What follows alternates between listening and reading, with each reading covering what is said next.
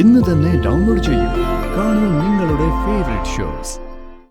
അവര് രണ്ടുപേരും എന്റെ ശത്രുക്കളായി. ശ്രീനിവാസും ശാന്തിയും തമ്മിലുണ്ടായിരുന്ന ബന്ധത്തിന്റെ ഏറ്റവും വലിയ തെളിവാണ് ഗാഥയുടെ അതേ രൂപത്തിലുള്ള അവളുടെ മകൾ കൃഷ്ണ. ഓപ്പറേഷൻ പെട്ടെന്ന് തന്നെ വേണം. കാശിനി കുറച്ചും കൂടി ഒക്കാനുണ്ടേ. അതിന്റെ ഒരു അന്വേഷണത്തിലാ. അതൊക്കെ ശരിയാവും. ഗോപാലേട്ടനെ കൊണ്ട് ആവും വിധമെല്ലാം നോക്കുന്നുണ്ട്. ആ മാഡം വന്നതും ഞങ്ങൾ തമ്മിൽ കണ്ടതുമൊന്നും കൃഷ്ണയോട് നീ പറയരുത്. ശരിക്കും അവരാരാമേ? മുമ്പ് മാഡത്തിന്റെ വീട്ടിൽ ഞാൻ ജോലിക്ക് നിന്നിരുന്നു. ഒരു ജോലിക്കാരിയായിട്ടല്ല മാഡം എന്നെ കണ്ടിരുന്നത്, കൂട്ടുകാരെ പോലായിരുന്നു. മാഡം പോകുന്ന എല്ലാ സ്ഥലത്തും എന്നെയും കൊണ്ടു നടക്കും. മാഡത്തിന് എന്ത് വാങ്ങിച്ചാലും അതുപോലെ എനിക്ക് വാങ്ങിക്കും.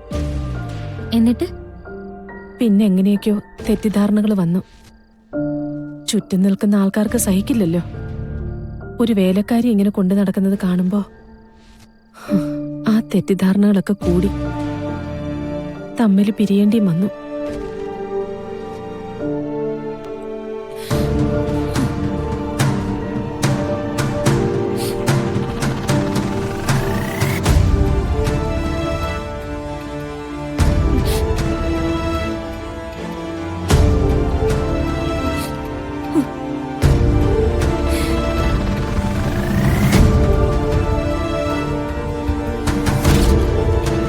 ശാന്തി, അതായിരുന്നു അവളുടെ പേര്.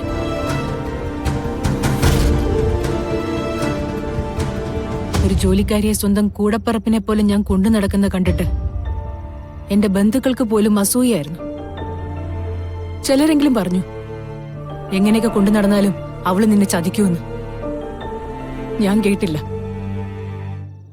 ഓരോ വിമർശനങ്ങളും പുറത്തുനിന്ന് വരുമ്പോഴും എനിക്ക് അവളോടുള്ള സ്നേഹത്തിന്റെ ആഴം കൂടുമായിരുന്നു. പക്ഷേ അവർ പറഞ്ഞത് തന്നെയായിരുന്നു സത്യം. പതിയെ പതിയെ ഞാൻ അറിയാതെ അവൾ എന്റെ ഭർത്താവിനോട് അടുത്തു. എന്നെ ഒരു വിഡ്ഢിയാക്കി നടുവിൽ നിർത്തി അവർ പ്രണയിച്ചു എന്ന് തന്നെ പറയാം.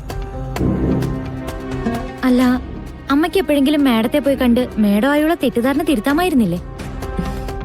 ഞാനതിന് ശ്രമിച്ചില്ല. അപ്പോഴേക്കും കൃഷ്ണയെ വളർത്താനുള്ള ഓട്ടമായിരുന്നില്ലേ. ഇതിപ്പോ എന്താണാവോ കാലങ്ങൾക്ക് ശേഷമുള്ളൊരു തിരിച്ചുവരവ്. എനിക്കറിയത്തില്ല.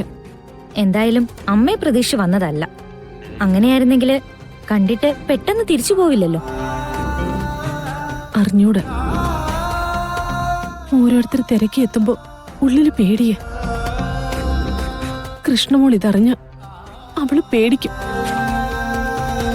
അവൾക്ക് ഇപ്പൊ തന്നെ ഒരുപാട് പ്രാരാബ്ദങ്ങളുണ്ട്. അതുകൊണ്ടാ പറയരുതെന്ന് പറഞ്ഞു. ഞാൻ പറയുന്നില്ല അമ്മ. ഞാൻ ഗർഭിണിയായിരിക്കുമ്പോഴാണ് അവരുടെ ബന്ധം ഞാൻ തിരിച്ചറിഞ്ഞത്. ശാന്തിയെ ഞാൻ ആ നിമിഷം പറഞ്ഞു വിട്ടു. അതിന്റെ പേരിൽ ഞാനും ശ്രീനിവാസും തമ്മിൽ തർക്കമായി.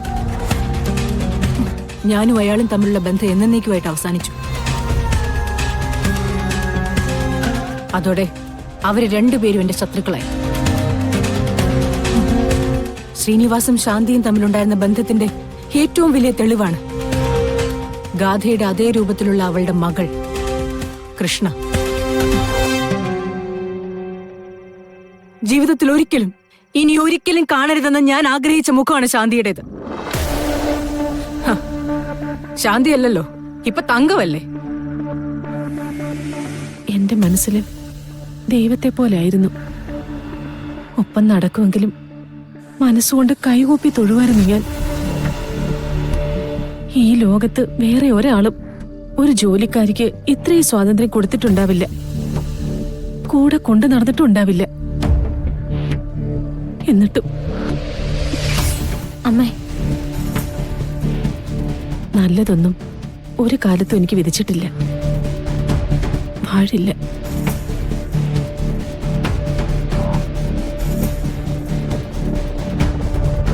സിനി, നീ പോലും പലപ്പോഴും എന്നോട് ചോദിച്ചിട്ടില്ലേ മാഡത്തിന്റെ ഈ മനക്കട്ടിയുടെ കാരണം എന്താന്ന്?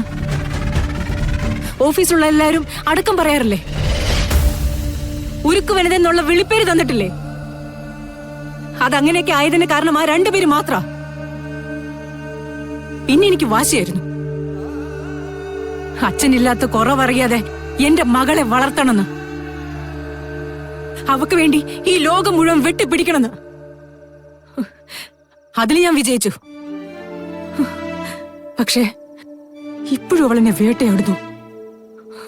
ശാന്തി എന്ന തങ്കം.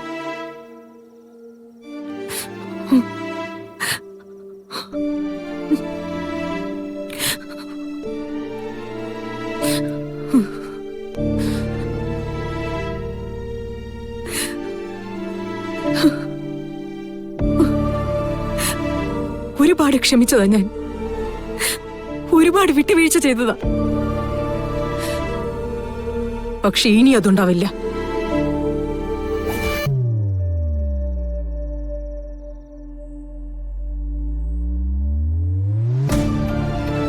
സുനന്ദേ, കൃഷ്ണയ്ക്ക് സത്യത്തിൽ ആരുടെ ഛായ ഉള്ളത്? തങ്കയുടെ ആണോ അതോ സിത്താര മാഡത്തിന്റെയോ? അങ്ങനെ പറഞ്ഞാല് അവരുടെ രണ്ടാളുടെ രൂപമല്ലെന്നാ എനിക്ക് തോന്നുന്നേ. കൃഷ്ണയ്ക്ക് വേറൊരു പ്രകൃതമല്ലേ? ആരുടെയെങ്കിലും ഒരാളുടെ മുഖഛായ ഉണ്ടായിരുന്നെങ്കിൽ നമുക്ക് ഉറപ്പിക്കായിരുന്നു. ഇതിപ്പോ ആകെ കൺഫ്യൂഷനാ. അല്ല, സാധാരണ കഥകളൊക്കെ വെച്ച് നോക്കുമ്പോ തങ്ക 2 കുട്ടികളെ പ്രസവിച്ച് കാണും. സിത്താര മേഡത്തിന് കുട്ടികൾ ഉണ്ടായിട്ടുണ്ടാവില്ല.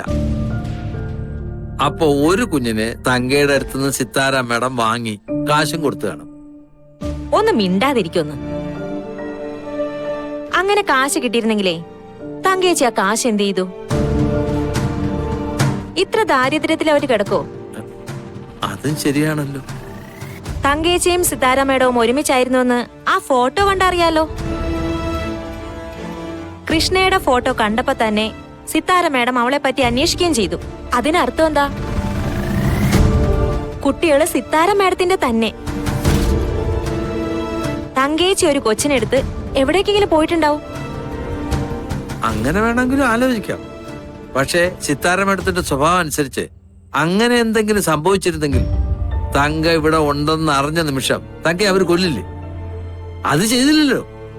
ഹോ, എന്റെ ഗോപാലേട്ടാ, ആലോചിച്ചിട്ട് എന്നെ തലക്ക് ഭ്രാന്ത് പിടിക്കുന്നു. നമ്മുടെ ഉറക്കം കളഞ്ഞിട്ട് അവരിപ്പോ സുഖമായിട്ട് കിടന്ന് ഉറങ്ങായിരിക്കും. അവരാരും ഉറങ്ങുന്നുണ്ടാവില്ല. എന്തായാലും സിത്താര മേഡം പേടിക്കുന്നുണ്ട്.